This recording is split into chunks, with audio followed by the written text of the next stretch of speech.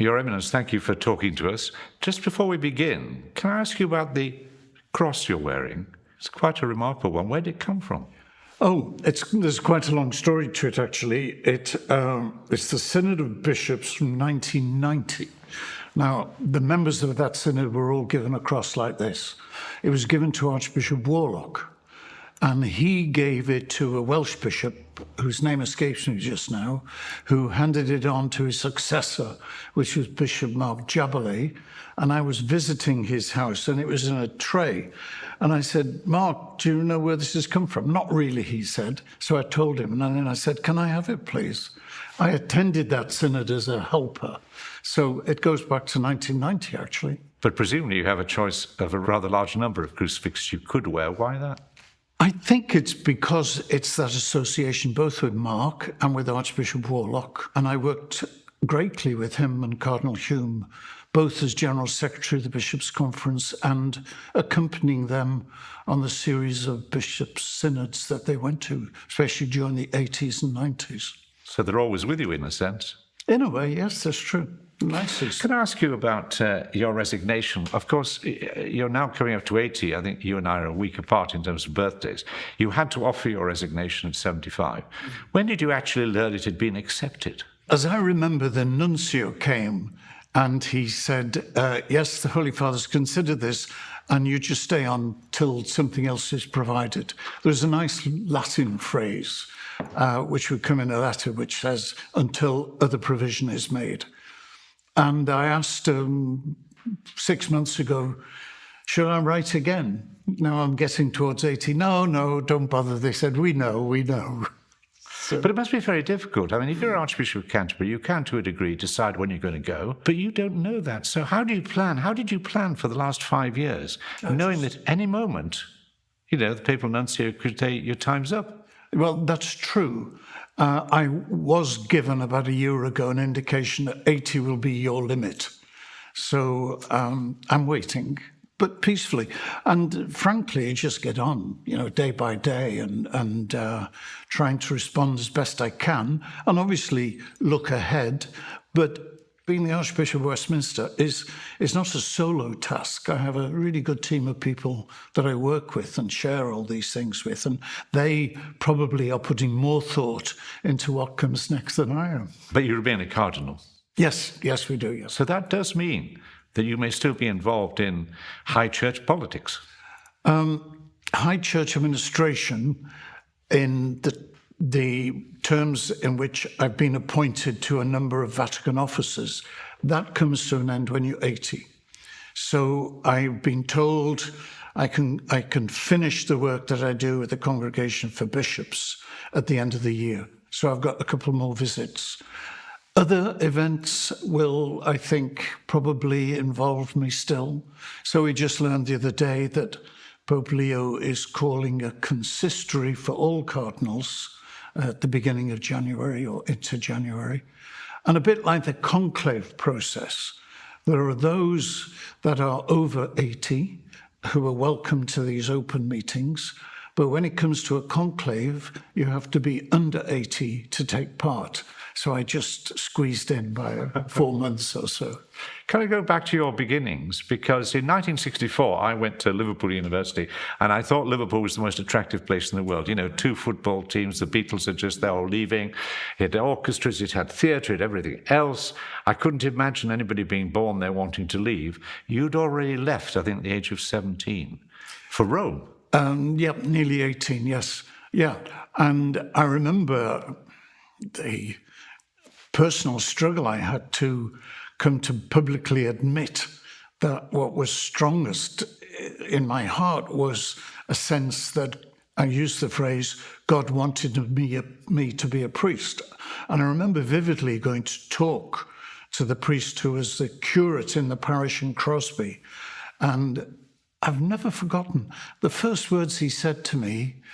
Okay, he said, but I want you to understand that to refuse a vocation is not a sin. So he actually was saying to me, now this is your free choice. So just take your time. But I thought that vocation was a call from God. And the idea that you can refuse God is quite an idea. It is. And for me, it was very liberating because it was an affirmation of the gift of free will. But it was also saying a call to something particular you might be able to respond to, you might not. But it's not in that sense a moral failure.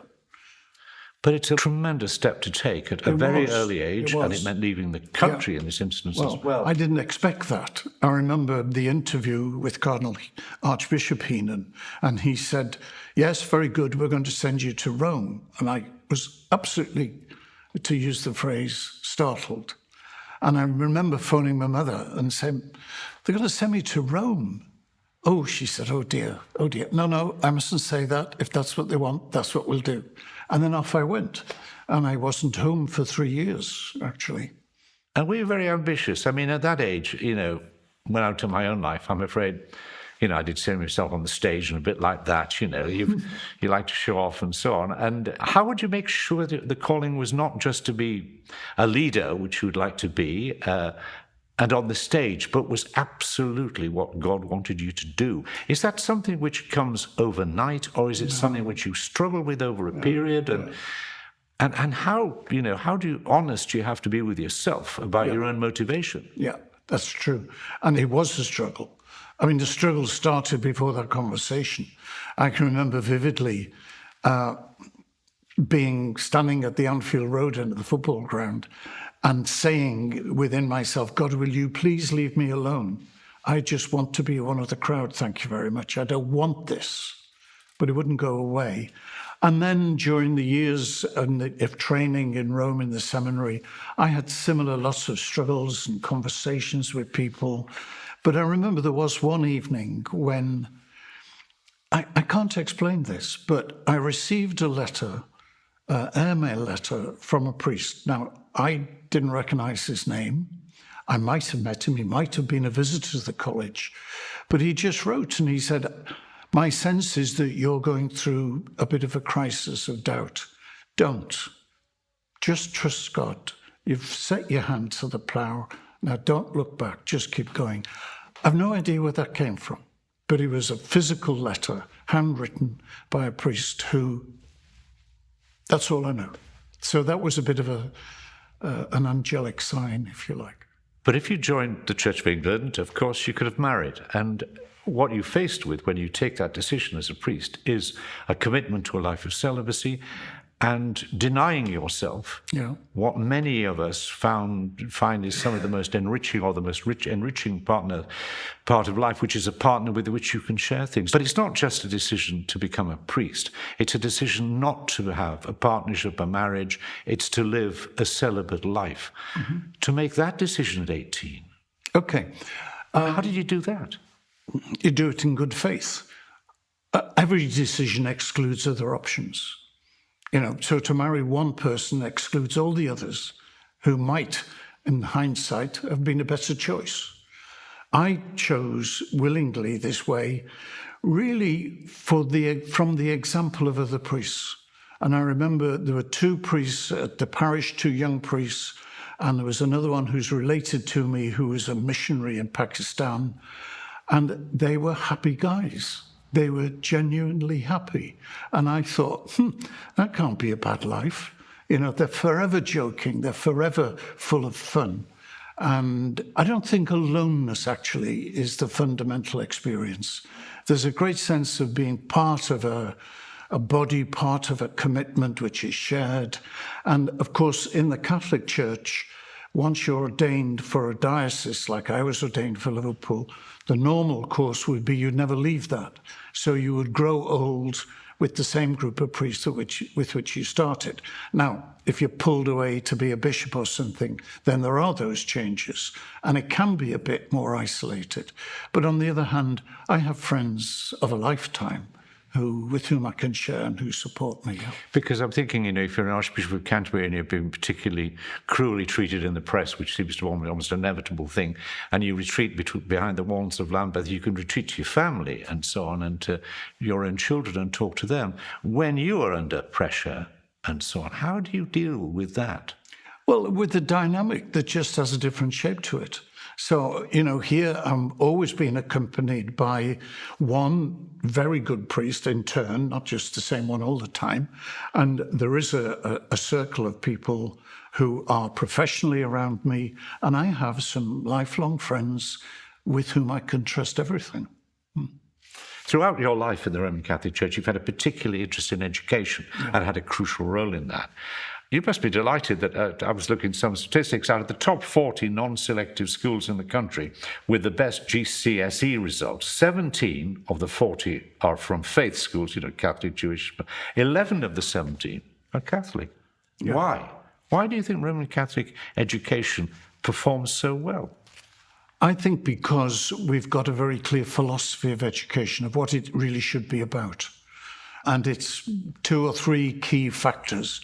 One is it's centered on the person. So what is best for this person? Secondly, it's supported and strengthened in a community. So there's partnerships between Catholic schools and Catholic parishes and the neighborhood situation. And thirdly, because it has that unifying factor of faith, which comes neatly expressed as Christ is at the center. So we have a profoundly shared commitment. And that's why the staff and the ethos of a school is so very important. Not always, all the children aren't Catholics. They don't go to Mass every Sunday. But there's a real profound sense of purpose. Now, what's very interesting to me is just this last week, with the declaration of St. John Henry Newman as a doctor of the Church, he's also been declared as a universal patron of Catholic education. The co-patron is Thomas Aquinas. So we suddenly have an English priest at the same level as the great, they call him angelic doctor, Thomas Aquinas. And they are the foundations, if you like, for Catholic education.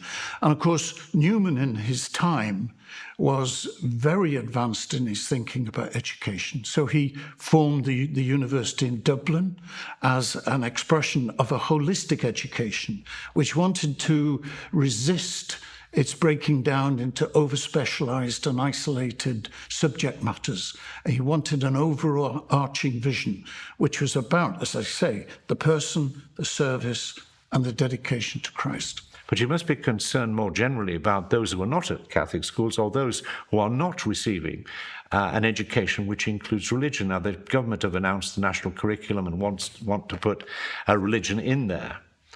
But we at the Religion Media Centre obviously are interested in this, and I am quite staggered about the increasing levels of ignorance that are there about religion in the general public. I agree. At a time when religion is as important or more important than ever in terms of the politics of the world or elsewhere.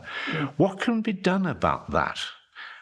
Without a starting point and a firm commitment from which you grow, it's quite difficult. I mean, religious studies, in a way, have lowered everything to the lowest common denominator. Comparative religion studies or learning a bit about Judaism and a bit about this and a bit about that. It's like standing in front of a fruit stall and saying, oh, I'll have a bit of that or I'll have a bit of that. In a Catholic perspective, we study other religions because we believe in there are the seeds of the Word of God. So we start with a conviction and a respect and trying to value what is common and most important among us all. And you're right, without some religious understanding and sensitivities, our landscape is incomprehensible. What are all these churches for? What are these synagogues? What's this mosque for? And it just makes no sense. And so I think we end up with what we've got is a society in which it's very difficult to be explicit and profound about a sense of belonging. So we've got a society which is atomizing, even right down to the individual. And to me, that's the biggest challenge. The biggest challenge is those who live by and promote the sheer autonomy of the individual.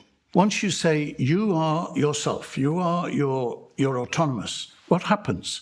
Well, you can say what you want. You can say how you want it. You can be rude to everybody. You can be disparaging. You can be mocking because you're an autonomous individual. And then, of course, you can take your own life because you're the only one on whom that depends. You've taken a very, well, of course, your church has taken a very, well, shall I say tough, a consistently principled view, shall we say, on life issues, which is that you don't, in the end, have the right to take life. Yeah. It's not a tough issue. It's a tough line, anyway. Well, it's a tough line because it's not understood. And it's not understood, as I say, because we've severed some of our mooring lines as to what keeps us steady and what keeps us right. I mean, I noticed that your fellow Archbishop, John Sherrington, has urged the Lords to overturn Clause 191 of the Crime and Policing Bill, which would allow abortions up to birth without facing criminal prosecution. Yeah.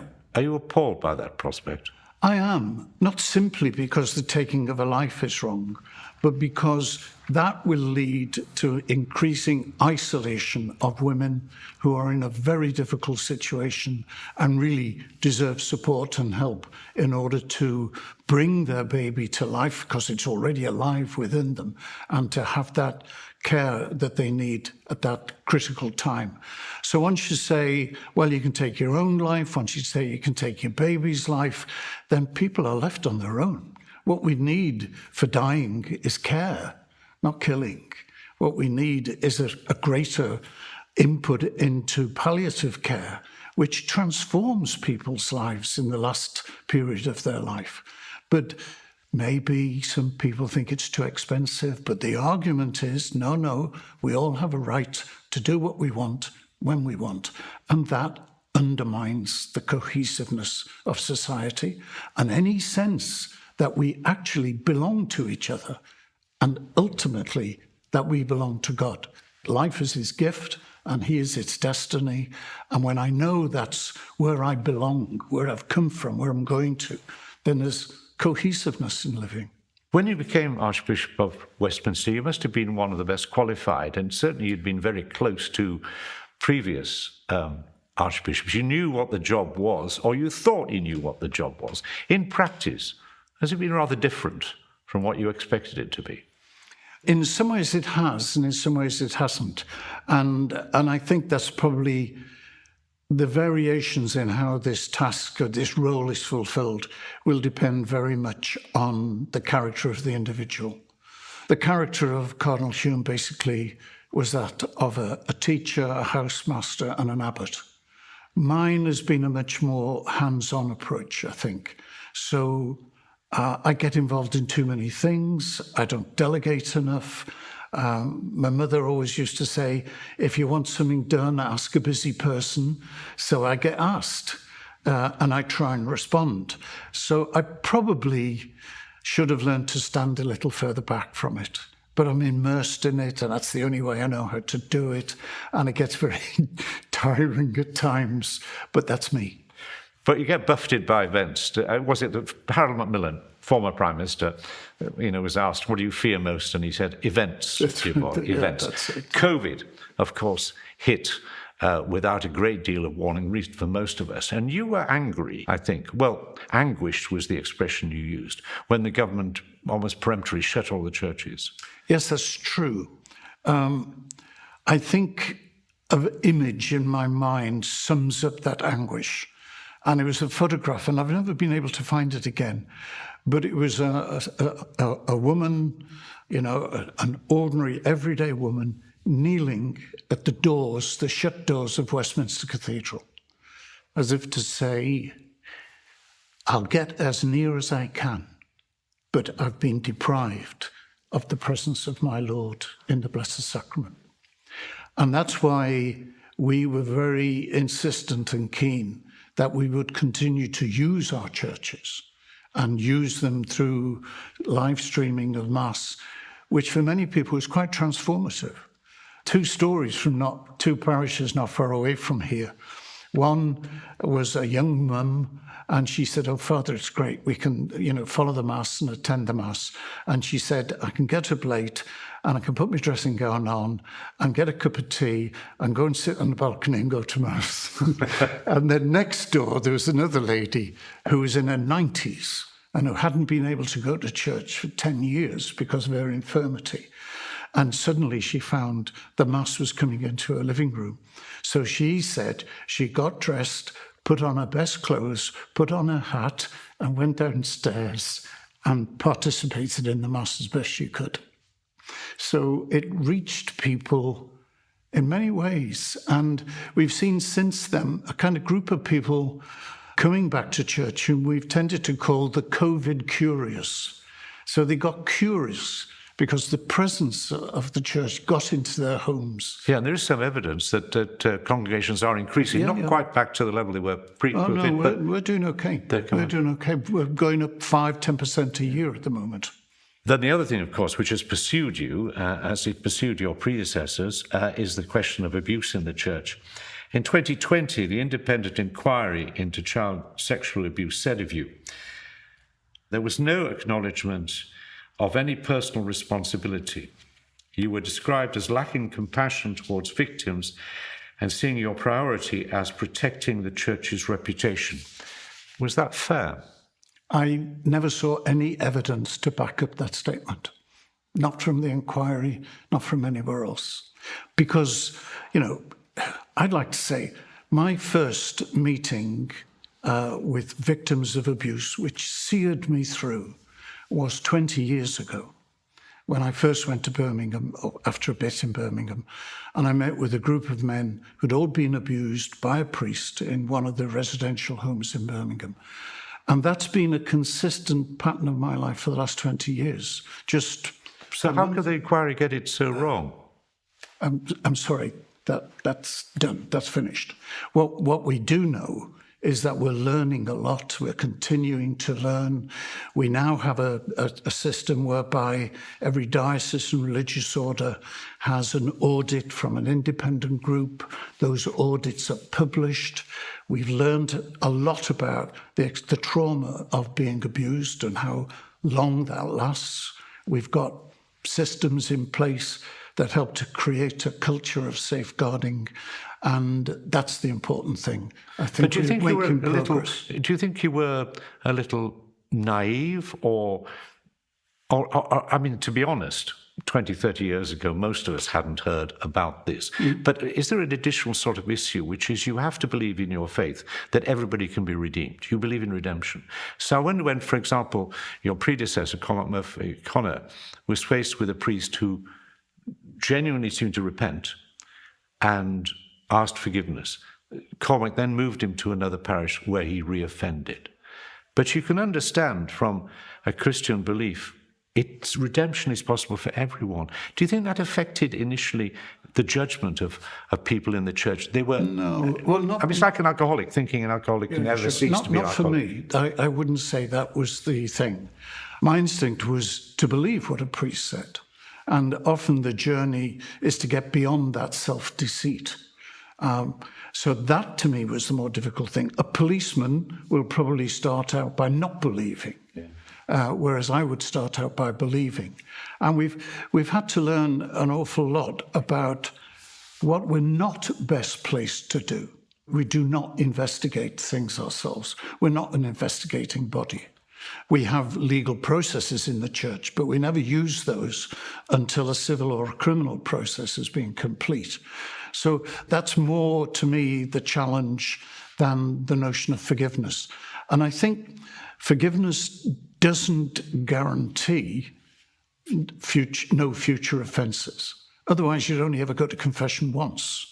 And that was at one time, you only went once and you left it as late as possible in your life and then got it all done with. But I think you've St. Augustine now in a way, aren't you? Yes, but not yet. Yeah. But in our understanding of the dynamic of sin, it doesn't go away, it returns. And that's why you make a firm purpose of amendment, but then you come back and say, I've done it again. So forgiveness is not being given an innocence. It's being given a clean start for now. So it wouldn't be on the basis of forgiveness that I would or would not now replace a priest who's offended, unless professionals said this is an issue that has now been resolved. That comes more readily now in people who have developed an addiction to alcohol. There's a lot of continuing support. If you join Alcoholics Anonymous, that's for life. So there are priests who are serving faithfully and well who will attend 2 Alcoholic Anonymous meetings a week because they know that's what they have to do to stay sober. And as the alcoholic will tell you, 1 drink is too many and 1,000 aren't enough. But we're not that well equipped when it comes to sexual abuse to know when that tendency has actually been overcome. Let me talk about where the church fits into the state at the point at which you're laying down your responsibilities as Archbishop of Westminster. I was very struck talking to your predecessor but one, Cardinal Hume, who told me, and it astonished me coming from a Protestant background, he said, until the late 1970s, or it may be 1980, I felt an outsider. And I thought, really? Because, he talks to everybody, the King, Queen. And you said that, and you've written in the latest edition of the magazine produced here, that when you went to witness and were part of King Charles's visit to the Vatican, you said, in the Sistine Chapel, I took part in the first time for many centuries, the King of my homeland and the Holy Father of my faith praying together in a united voice. It was quite simply the healing of an ancient wound. You think the wound's healed? I took that phrase from the BBC commentator when he saw the plane carrying John Paul II land here in 1980, and I was so struck by it. So clearly, this wound takes a long time to heal. But I think the things I've seen in my life are utterly surprising. When you refer to Cardinal Hume, if I remember rightly, it was in the 70s when he received a letter from the palace which included his ecclesiastical title, Archbishop of Westminster. He'd received letters saying Cardinal Basil Hume, Archbishop's house, but never before had there been official recognition of his ecclesiastical title. Now, we've come from that, from the coronation of Queen Elizabeth II, when the Apostolic Nuncio was outside of the Abbey, was not allowed in, to my taking an active part in the last coronation of Charles III and publicly praying in that context. To, I saw in 2010, the visit of Benedict, when down the Mall, they were flying side by side, the papal flag and the Union Jack. I never thought I would see that. And then we've seen in the Sistine Chapel that remarkable moment. But also in St. Paul's outside the walls, a remarkable moment, when the reach of history was even longer. This is in Rome. In Rome, the same day, when what was done was to reach back to the time when the monarch of this country was the protector, provider and protector of St. Paul's outside the walls and its monastic community. And what they did was invited Charles to, as it were, pick up that relationship with the title, which he accepted graciously, of Royal Confrater, a royal brother to this establishment. And there's an elegant chair with his coat of arms on it, the Latin phrase that we may be one, with a permanent place in the apse of the Basilica of St. Paul's outside the walls. So these moments are just astonishing, frankly, and a great hope, I think, for not just Anglican-Catholic relations, but for the role of religion in society. There was an axiom when Benedict came: religion, faith in God, is not a problem to be solved. It's a resource to be rediscovered and brought to good use. I'm very struck by how at home, if you like, you now feel and Catholics should feel in this country, and I'd been unaware of that sense of the outside. There are still divisions, though, of course, obviously between the Roman Catholic Church and the Anglican Church, for example, over the issue of women priests, over a number of other Mary about sharing communion and so on. Are you saying that actually we shouldn't be obsessed with these things, that there are other things we should be doing together rather than concentrating on those things that divide us? I think there are lots of things that we do together. And in the last 20 years, there has been quite a lot of attention to things that divide. But two things strike me. On Tuesday this week, I was with the church leaders of England and Wales in Lambeth Palace, and I was talking a little bit about how the conclave became a world event, the interest that it generated. And all of those Christian leaders there Tuesday night said, yes, we see the Pope as our brother. Now, that would not have been said 20 years ago. We see the Pope as our brother. And another axiom, to go back to Cardinal Hume, he said convincingly, we will achieve unity between us all when we're on our knees as a gift of God. It won't be the product of negotiation. And finally, I have to ask you the most important question. Have you got a season ticket for Liverpool now that you'll be free, perhaps to attend on a more regular basis? Because I know you've followed them throughout your life. Yeah, I hope so, but I haven't got a season ticket, and I think they don't come with my letter of appointment of a successor. I'll try, though. I'll try. Archbishop Cardinal, thank you very much for talking to us. Thank you, Roger.